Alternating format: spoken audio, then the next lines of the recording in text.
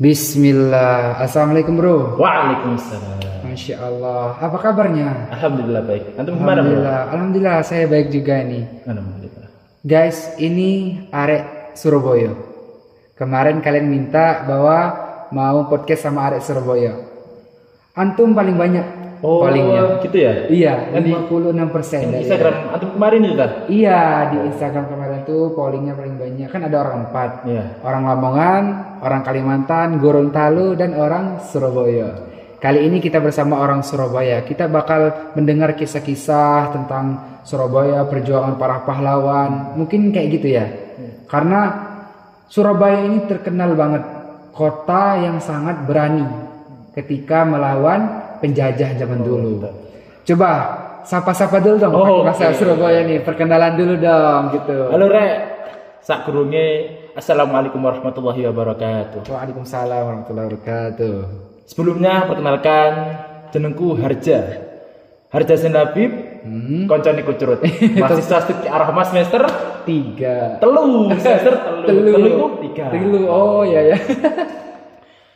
Oke, kebetulan betul yang dikatakan kucur tadi, kucur atau Rian ya. Iya. Kalau di sini di lingkungan kami Studi Ar-Rahmah, kucur Kucur. ini sering Rian, ini sering dipanggil kucurut. Nah, jadi kita panggil kucur aja ya. Kucur boleh. Gak apa kan? Gak apa kucur. Biar yang lainnya tahu kalau kucur itu Rian. Jadi kucur itu tersematkan kepada Rian. Rian. Oke. Lanjut guys.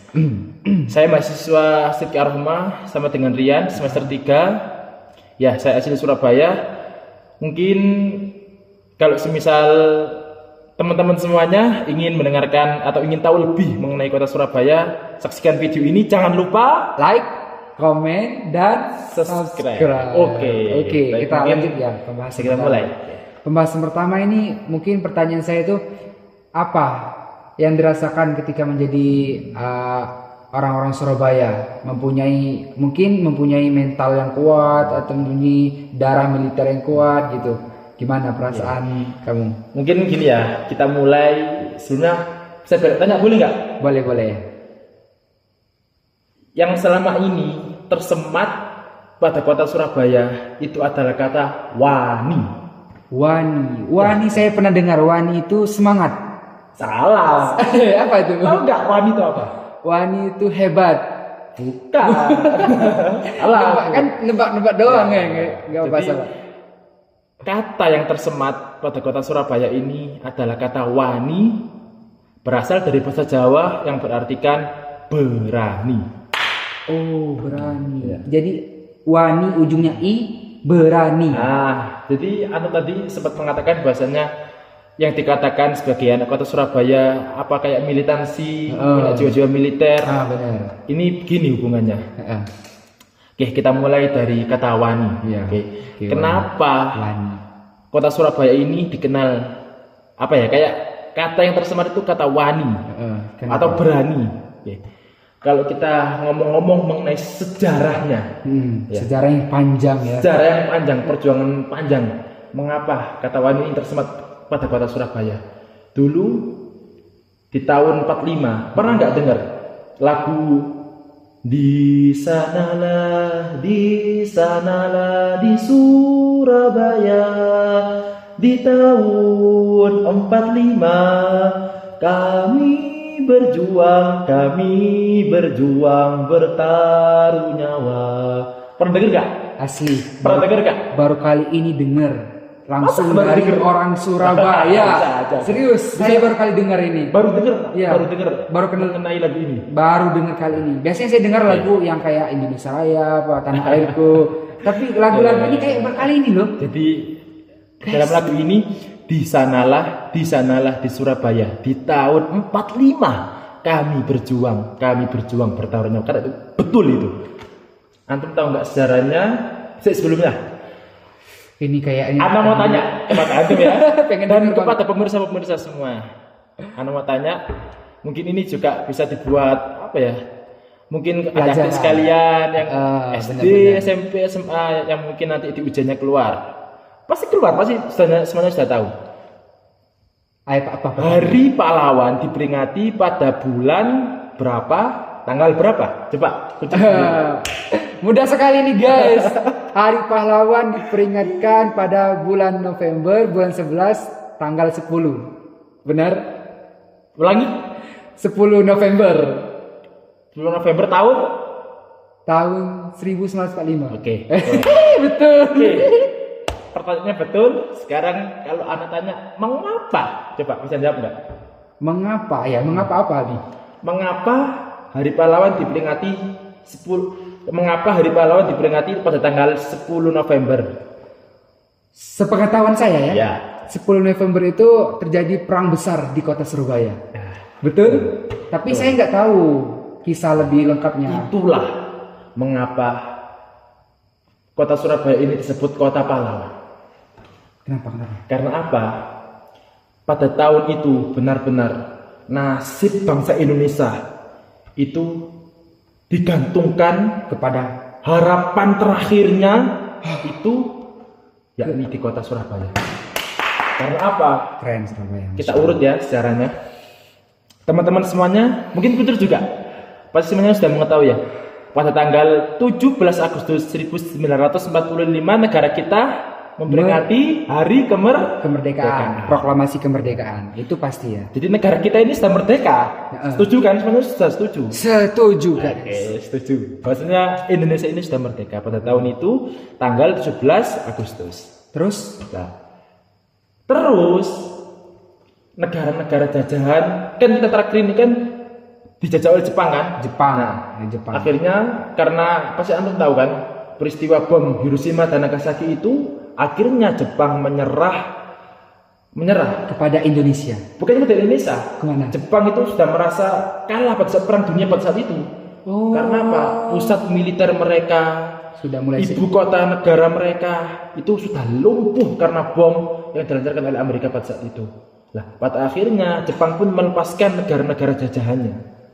Jepang melepaskan ya karena apa ya sudah merasa lumpuh aja, sudah merasa militernya itu lemah. Udah habis semua persediaan barang-barang, persenjataan. Negara yang menjajah itu adalah negara-negara yang merasa berdaya, merasa kuat secara militer, kuat secara finansial. Nah, otomatis kalau ibu kotanya sudah lumpuh, ekonominya lumpuh, militer lumpuh, akhirnya ya sudah. Negara-negara yang dijajah oleh Jepang dilepaskan. Tuh, mau nggak mau ya dilepaskan, termasuk Indonesia. Nah, oleh karena itu Indonesia berani memproklamasikan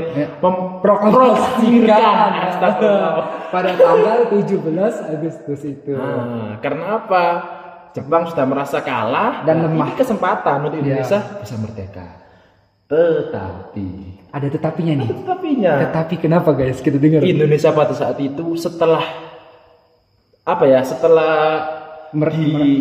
memproklamirkan kemerdekaan ini, Indonesia sebenarnya tidak benar-benar merdeka. Oh, digantung. Iya, tidak benar-benar merdeka. Merdeka secara simbolis saja, tapi pada hakikatnya belum merdeka.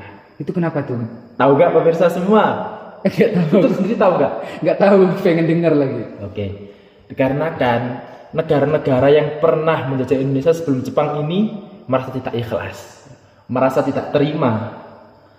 Mungkin tidak terima karena sudah menikmati apa yang didapatkan selama menjajah, kayak rempah-rempah, tanaman, semuanya. Tanaman rempah-rempah juga. Dulu kan sebelum Jepang kan Belanda kan sempat menjajah beratus-ratus tahun kan di Indonesia ini, sudah merasa nyaman, merasakan banyak hasil alam atau sumber daya alam yang terdapat, mungkin rempah-rempah yang bisa diambil dari Indonesia ini. Merasa tidak ikhlas kalau Indonesia itu merdeka begitu saja. Nah, pada akhirnya kenapa? Belanda itu punya modus yang sangat modus. Nah, skandal gitu. Betul. Skandal, guys. Jadi Belanda ini kembali lagi ke Indonesia. Dia udah pulang ke negaranya. Nah, terus kembali lagi Indonesia. Di waktu itu Indonesia udah merdeka. Bayangkan antum, gimana perasaan antum? Padahal kita sudah benar-benar merdeka, kita sudah hidup dengan nyaman, tentram, hidup enak bersama keluarga, menjalankan bisa dikatakan hidup seperti normalnya berbangsa dan bernegara lah. Sudah tidak ada perbudakan, tidak ada penindasan dan lain sebagainya. Tiba-tiba Belanda ini datang, tapi mereka itu halus sekali, tentara Belanda pada saat itu. Maksudnya? Mereka kembali ke Indonesia dengan dalih melucuti senjata tentara Jepang, melucuti tawanan-tawanan tentara Jepang yang ada di Indonesia. Itu alasannya. Jadi Indonesia datang ke Indonesia ini nggak langsung ingin menjajah gitu, enggak, dengan halus. Kan Belanda sama Amerika ini kan masih satu sekutu kan, masih ibaratnya itu satu komplotan. Nah, Belanda ini datang ke Indonesia itu dengan alasan itu, ingin membantu Amerika untuk melucuti tentara Jepang yang pada saat itu kalah. Posisinya kalah, jadi ingin memulangkan tentara Jepang dengan mereka itu kembali ke situ, kembali ke Indonesia ini maksudnya. Itu alasannya. Itu alasan skandalnya. Nah, tapi sedikit demi sedikit, waktu demi waktu, hari demi hari, bulan demi bulan, Tahun berganti tahun. nggak sampai tahun, nggak sampai tahun mereka itu sudah menunjukkan gelagat-gelagat apa ya, gelagat-gelagatnya untuk ingin kembali menjadi Indonesia. Nah, akhirnya sebenarnya bukan di Surabaya aja, seluruh Indonesia ini sudah merasakan itu. Di Bandung juga ada peristiwa, di Semarang ada peristiwa, di Surabaya juga ada peristiwa. Bahasanya Belanda ini sudah menunjukkan kearogansiannya, kayak menunjukkan gerak-geriknya untuk kembali menjajah Indonesia dengan cara menduduki bangunan-bangunan, pusat-pusat perekonomian mereka yang dulu pernah mereka bangun, mereka duduki kembali. Perdagangan juga. Mereka itu sudah menunjukkan gelagatnya untuk kembali menguasai Indonesia.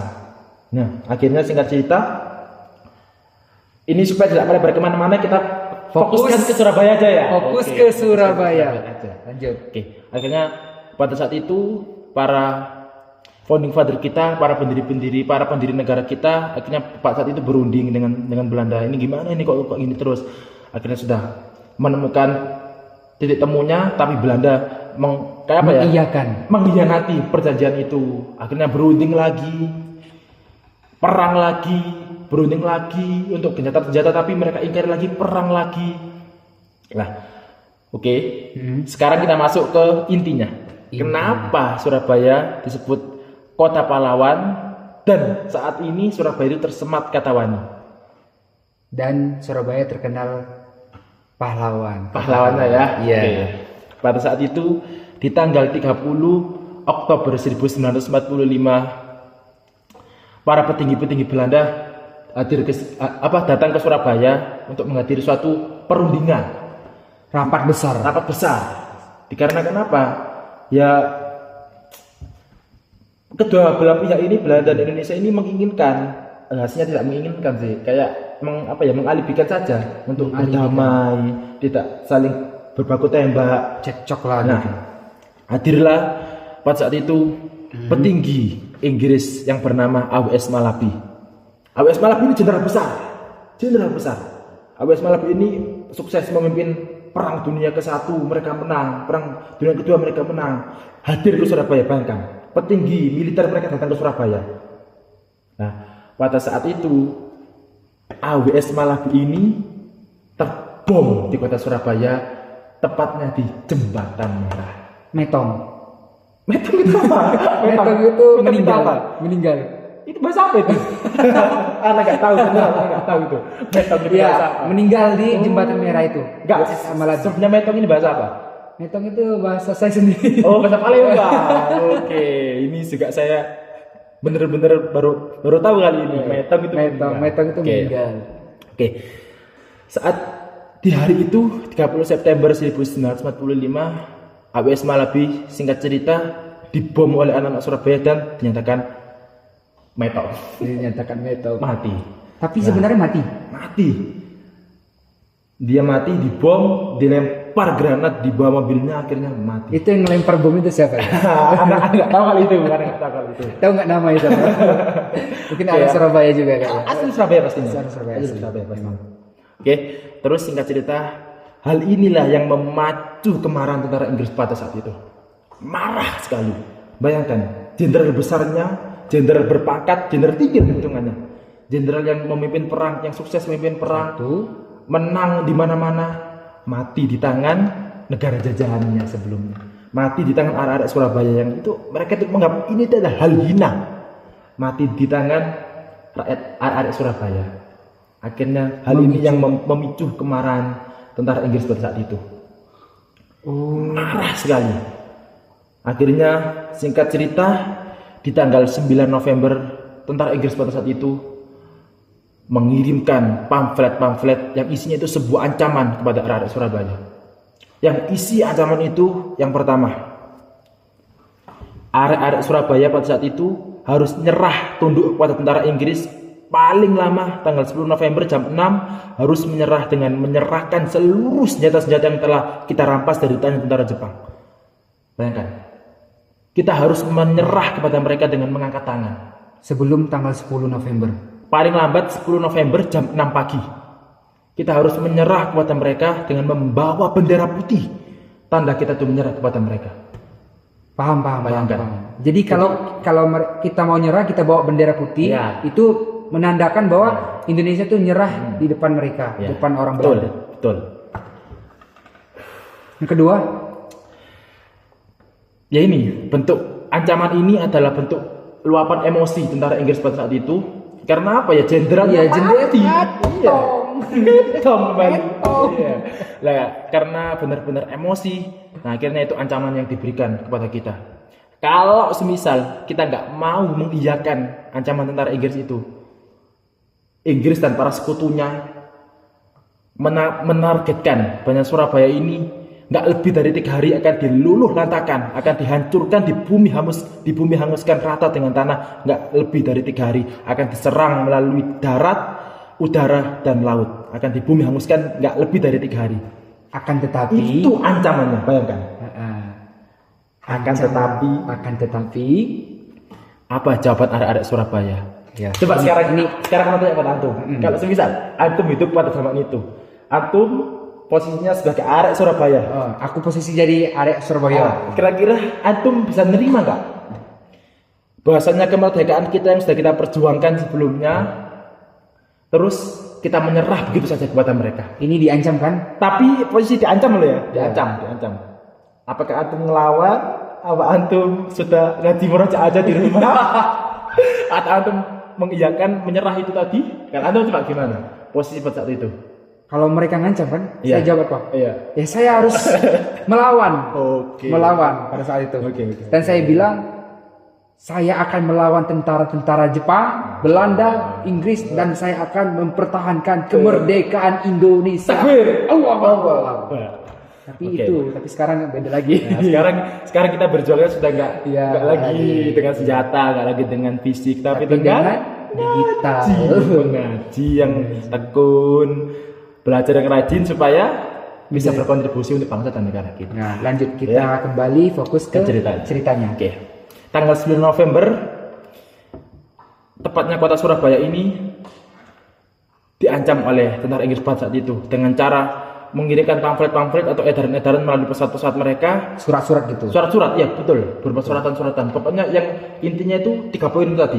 Harus menyerah dengan cara yang pertama mengangkat tangan, yang kedua menyerahkan seluruh senjata-senjata yang telah kita rampas dari tentara Jepang, yang ketiga membawa bendera putih. Tanda bahwa kita menyerah kepada mereka. Saya guys mulai paham ini, langsung dengar langsung dari orang Tapi Surabaya nih. pada saat itu arek-arek Surabaya yang dikomandoi, yang semangatnya dibakar oleh salah satu tokoh nasional, salah satu pahlawan nasional. Tahu gak siapa pahlawan yang paling tersorot pada saat itu, yang dengan pidatonya itu bisa membakar semangat, yang bisa membakar kewannya tadi, yang bisa membakar nyali arek-arek Surabaya untuk bisa melawan tentara Inggris itu? Tahu nggak siapa nama pahlawan yang sangat tersorot pada saat peristiwa saat itu? Soekarno. Bukan. Aduh, pengalaman Dan ini sebelumnya, ini mau belum lupa ya. Anda tahu Soekarno pada saat itu sudah tidak ada jalan berunding lagi. Inggris sudah benar-benar tidak mau menempuh jalan berunding lagi, sudah sangat emosi, marah, yang dia mau hanya perang. Kalau enggak Indonesia ini menyerah, ya bakalan perang. Bakar di bumi hanguskan Surabaya ini. Karena terjadinya pembakaran di bom oleh jenderalnya itu W.S. Malabi tadi, yang mati tadi. W.S. Malabi tadi di Jembatan Merah di Surabaya. Makanya dia kesel sama Surabaya. Betul. Pengen dihancurkan. Karena apa? Tentara sekutu ini dengan kematian jenderal besarnya W.S. Malabi ini merasa hina. Di mata dunia itu merasa hina. Jenderal besarnya kok mati sia-sia di tangan anak Surabaya, padahal sering menang lomba. Anak Surabaya ini apa ya? dipandang sebelah mata. Indonesia ini dipandang sebelah mata oleh bangsa-bangsa lain. Kok bisa jenderal besarnya itu mati di tangan arek Surabaya? Itu yang membuat marah. Lah oleh karena itu Soekarno ini sudah menempuh jalur berunding, ingin damai ingin sudah biar tidak ada keributan lagi. Benar-benar tentara sekutu Inggris dan kawanan Indonesia tidak mau menempuh jalur berunding, yang dia mau hanya dua. Kalau Indonesia nggak menyerah, yang kedua ya akan bumi hanguskan. Oke, jadi langsung saja ya. Kecut sudah tidak bisa menjawab ya. Saya sudah tidak menjawab gitu. Pengetahuan saya sudah minim. Pahlawan pada saat itu yang membakar semangat arek Surabaya bernama Sutomo. Bung Sutomo, yang lebih yang akrab kita kenal dengan sebutan Bung Tomo. Anda pasti pernah lihat timnas Indonesia kan? Ya. Sering main kan di Surabaya, di Stadion Gelora Bung Tomo. Nah, Stadion Gelora Bung Tomo ini itu disematkan untuk penghormatan kepada pahlawan nasional ini yang bernama Sutomo. Makanya disebut Bung Tomo. Paham kan? Nah, itu. Jadi Bung Tomo ini menyemangatin dengan orasinya. Tapi sebelumnya Bung Tomo ini siapa? Bung Tomo ini salah satu tokoh nasional. Dia ini kayak orang yang berjuang dengan dia ini emang dirinya sendiri. Orang yang ahli dalam berorasi. Jadi kemampuan orasinya inilah yang dia manfaatkan untuk berjuang untuk Indonesia. Berarti Bung Tomo ini orang biasa gitu, tapi dia pintar berorasi gitu, pintar berkata-kata, bisa dikatakan gitu. Makanya sekarang dijadiin tokoh nasional. Pahlawan nasional. Paham. Tapi asli orang Surabaya. Dan beliau dimakamkan di daerah Kenjeran. Ana juga lupa di mana tempatnya. Tapi di Kenjeran. Pokoknya daerah situ. Ya, daerah situ. Daerah Kenjeran di makam pahlawan di daerah situ. Nah, lanjut nih, saya udah gak sabar lagi dengar. Bayangkan dengan peristiwa segonjang ganjing ini, anak-anak Surabaya pada saat itu sempat goyang, sempat nyalinya, keberaniannya itu diuji. Ini rek, piye rek? Gimana ini rek? Inggris benar-benar marah ini rek. Gimana ya kita melawan? Tapi kok kalau kita ngelawan kelihatannya kalah. Kalau kita nggak ngelawan ya kita nggak punya senjata. Yang kemerdekaan yang sudah kita perjuangkan ini hilang sia-sia. Itu serba guna-gulana. Nah, akhirnya dengan pidato Bung Tomo yang kita sudah yang kita tuh sering mendengar dengan familiar dengan pekikat takbirnya. Allahu Akbar, Allahu Akbar, Allahu Akbar, merdeka. Nah, akhirnya pada saat itu bisa membakar semangat anak Surabaya. Bahkan pada pidatonya itu yang sangat ikonik, bentuk perlawanannya adalah ada kalimat yang tersemat, selama banteng-banteng Indonesia masih memiliki darah merah yang akan membuat secarik kain putih, merah dan putih. Dan pada saat itu kita tidak akan mau menyerah pada siapapun juga. Saya ingatkan sekali lagi, jangan mulai menembak. Baru kalau kita ditembak, kita akan balik menyerang mereka itu. Percayalah saudara-saudara, kita berada pada jalan yang benar. Allahu Akbar, Allahu Akbar, Allahu Akbar, merdeka. Kalau saya di sana mungkin saya udah semangat banget. Itu terbang. Titik baliknya, ya ini di pidato Bung Tomo itu akhirnya bisa membakar semangat arek-arek Surabaya. Akhirnya berarti arek-arek Surabaya ini dengan kenyaliannya, kewaniannya, keberaniannya ini, mereka untuk memilih menempuh jalur melawan. Karena nggak mau menyerah gitu saja. Iya dong. Iya kan, gitu kan lebih kan kemerdekaan sudah kita perjuangkan susah-susah payah, terus kita disuruh menyerah dengan seremeh itu. Ya. Hanya dengan ancaman segitu doang kita menyerah. Padahal pada saat itu kondisi nasional kita itu sudah pasrah. Tangan nasional, tangan Indonesia itu sudah diserahkan pada tangan arek Surabaya. Kalau semisal Surabaya lumpuh, Surabaya kalah, ya udah. Bisa dikatakan mereka yang berhasil, mereka bisa menjadi Indonesia kembali. Tapi dengan giginya, dengan pantang menyerah, dengan kewaniannya, dengan semangat yang dibakar dengan pekikat takbir Allahu Akbar, Allahu Akbar, Allahu Akbar, merdeka. Bayangkan Inggris yang dengan sombongnya menjanjikan bahwa Surabaya ini akan diluluh lantakan, dirata dengan tanakan selama 3 hari, nggak lebih dari 3 hari. kita bisa mengimbangi perlawanan mereka lebih dari 21 hari, kita masih belum dikatakan kalah. Dengan kegigihan dan semangat Arab Surabaya, kita tidak dikatakan kalah. Karena apa? Inggris dan para sekutunya tidak bisa membumi hanguskan kota Surabaya karena kegigihan perlawanan Arab Surabaya itu tadi. Makanya negara Surabaya ini dikatakan kota pahlawan. Karena apa? Berkat kepahlawanannya Arab Surabaya inilah bisa dikatakan tentara Inggris pada saat itu dan para sekutunya itu dikatakan gagal untuk mengagresi Indonesia. Karena kegigihan para pahlawan Arab Surabaya ini, akhirnya Indonesia bisa aman seperti saat ini. Makanya pahlawan terkenalnya di Surabaya. Dan sambungannya tadi itu kan wani, berani ya, karena keberanian itu tadi tidak ada kata takut selama kita di jalan yang benar seperti kata Sutomo itu tadi. Jadi begitu kisahnya tentang Surabaya. Kisah Surabaya itu yang diceritakan sama kamu tadi itu udah selesai?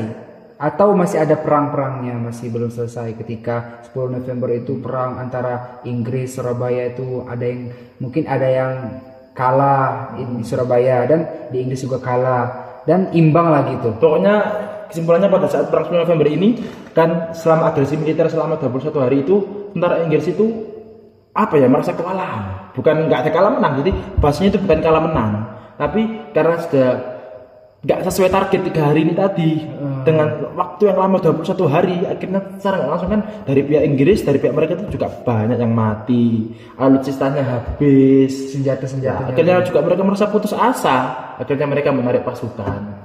Tapi ya tetap kalau pihak banyak yang mati ya tetap di pihak kita. Karena apa? Kita nggak punya senjata. Iya, kita kalah secara alutsista, kita kalah secara senjata, tapi kita menang secara menang secara mental. Mental mereka down. Karena apa? Bayangkan 3 hari loh, target mereka 3 hari loh dengan persenjataan dari darat, laut, udara. Selama 3 hari itu merata Surabaya target mereka itu. Tapi nggak terlaksana. Karena apa? Ya itu tadi, kita menang secara mental, kita lawan mereka secara mental, kita tunjukkan iki loh arah Surabaya bisa mengimbangi kekuatan mereka.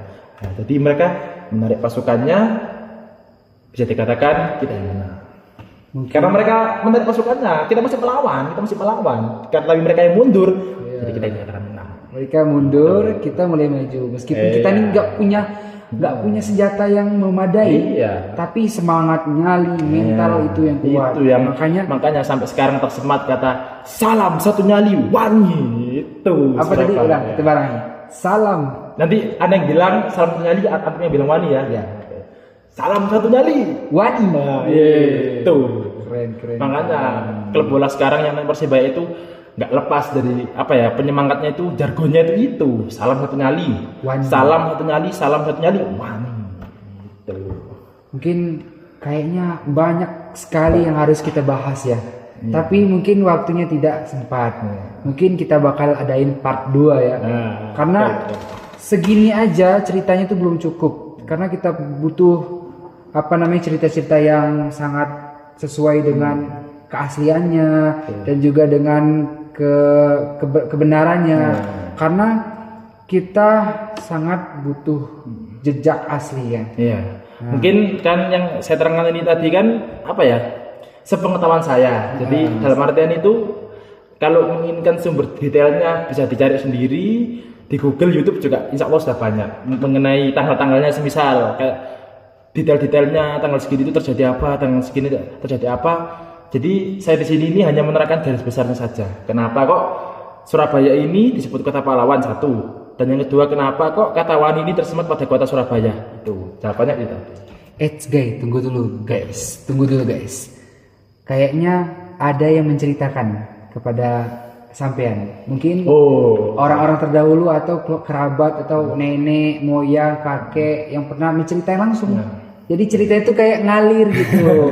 Karena kan kalau pengen tahu cerita yang benar itu mungkin langsung dari kakek, nenek. Kalau dikatakan mendapatkan cerita yang benar itu sebenarnya itu nggak harus dari kakek nenek. Karena apa? Zaman sekarang sudah banyak sumber informasi kayak Google, YouTube dan lain sebagainya. Tapi kenapa kok saya bisa menjiwai sekali cerita ini, kayak semilitan ini dengan cerita perjuangan anak Surabaya. Itu kenapa? Karena apa? Kebetulan kakek saya sendiri almarhum Mbak Nari, kita kirim Al-Fatihah untuk beliau ya. Al-Fatihah. Oke. Kenapa kakek saya sendiri almarhum Mbah Nari itu adalah anak langsung dari pejuang yang memiliki gelar bintang. Jadi pejuang asli. Jadi buyut saya yang bernama almarhum Mbah Amr itu pejuang asli, anak Surabaya yang saat itu di garda terdepan untuk membela membela NKRI pada saat itu. Nah, akhirnya almarhum Mbah Amrun ini, buyut saya ini menceritakan secara langsung kepada anaknya, yakni mbah saya, mbah itu kakek. Jadi buyut saya ini yang pejuang asli menceritakan langsung kepada anaknya, lah yang hidup sejaman dengan saya ini, kakek saya atau mbah saya ini yang menceritakan berulang-ulang kali menceritakan bahwasanya kisah ini, pelajaran-pelajaran yang bisa diambil dari kisah ini itu kepada saya itu berulang-ulang kali. Akhirnya bisa membekas menjiwai, itu bisa menjiwai sedemikian ini. Karena cerita itu saking giginya dalam berjuang, buyut saya itu sampai sekarang dimakamkan di makam pahlawan yang terletak di Mejen Sungkono. Nah, mungkin kalau teman-teman tahu Mejen Sungkono yang seberangnya McDonald itu di sana dimakamkan buyut saya. Nah, Masya Allah. Mungkin dari mbahnya kan, buyutnya menceritakan mbah. Ya. Mbahnya menceritakan yang hidup sejaman dengan anak kan Mbak Ana ini. Menceritakan ke antum. Ya. Masya Allah ya. Mungkin antum bisa dengar langsung ceritanya gitu, kegigihannya. Mungkin apa yang harus kita ambil pelajaran dari kisah ini adalah, jadi hikmah atau closing statement ya, intinya closing statement ya, yang bisa kita ambil pelajaran dari kisah ini adalah jikalau kita ini bukan versi saya, ini versinya Bung Tomo tadi ya. Saya dengar, kalau kita masih berada pada jalan yang benar, apapun itu halangannya, kalau kita berada pada jalan yang benar, tetap kita wani atau berani selama kita masih pada jalan yang benar. Yo guys, ingatlah Allah akan bersama kita, itu kata Bung Tomo. Jadi kalau kita apapun yang kita hadapi, pasang surutnya kehidupan, ekonomi dan lain sebagainya, kalau kita di jalan yang benar, berani itu. Yuk, arek-arek, kita harus wani. Oke. Wani dalam belajar. Wani dalam mencari ilmu lah gitu lah. Iya, dari ilmu. Pokoknya wani, berani lah. Jalan juang sekarang kita untuk mengabdikan diri kepada NKRI, bangsa ini, untuk bangsa ini ya dengan belajar. Kalau nggak mungkin kita yang dibutuhkan bangsa ini perlu kontribusi kita itu dalam bidang akademik, untuk mencerdaskan kehidupan bangsa, untuk mensejahterakan ekonomi bangsa, itu yang dibutuhkan sekarang. Kayaknya bro, podcast kali ini isinya daging semua. Dari awal sampai ke menit 33 ini. Alhamdulillah. 33 menit ini. Masya Allah. Apa yang saya dengar tuh kayak langsung dari orangnya nih. Wah, ini pengetahuannya sekali. Pengetahuannya banyak sekali. Dan saya sangat terinspirasi dari cerita-cerita yang kamu sampaikan. Alhamdulillah, kalau bisa bersering-sering ilmu ini kesenangan juga. Iya. Mungkin teman-teman, kami juga di sini baru belajar, kami juga masih tahap mengoreksi diri.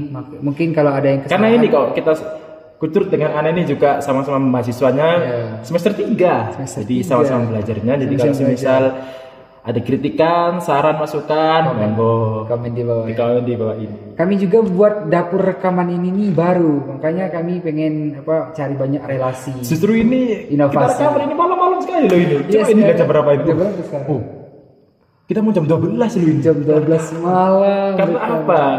Kita ini kan kuliah di Sidki Arhma kan ya, Sidki Arhma Surabaya. Jadi itu kampus yang emang berjuang dalamnya itu di Al-Quran. Sekalian promosi ya. Iya, mencetak imam dan peradaban yang hafal Al-Quran. Jadi kita itu pagi malam ngaji, menghafal Al-Quran, baca ilmu agama. Jadi makanya malam-malam gini baru sempat membuat konten. Iya, tapi malam-malam kayak gini di waktu-waktu yang produktif ya, buat belajar, menghafal. Betul. Kalau buat kita banyak kan teman-teman, ada yang kayak belajar sendiri pribadi, ada yang ngerjain tugas, ada yang banyak kali. Ya, intinya apa ya, begadang-begadangnya kita tuh yang penting ada manfaatnya tuh ya nggak apa-apa. Iya. Tapi ingat guys, sebegadang-begadang kami besok subuh harus setoran. Nah, insya Allah. Minimal satu halaman. Minimal satu halaman. Kalau nggak setoran, nanti dimarah nanti Ustaz. dimarahi Ustaz Syukur. Ustaz Fauzi juga lah. Fauzi juga. Ya. Udah, mungkin bro, saya makasih banyak. Sama-sama. Saya juga terima kasih atas waktu yang diberikan, atas kesempatan yang diberikan. Semoga bisa bermanfaat kepada Kucurut dan pemirsa semuanya. Ya, keren. Terima kasih. Nanti teman-teman yang butuh part 2 komen di bawah. Nanti masih banyak Dan yang juga apa ya, request mengenai part 2 ini bahas tentang apa, Ya. yang berhubungan dengan Surabaya, apanya, latar belakang atau makanan khasnya mungkin, klub kebanggaannya mungkin.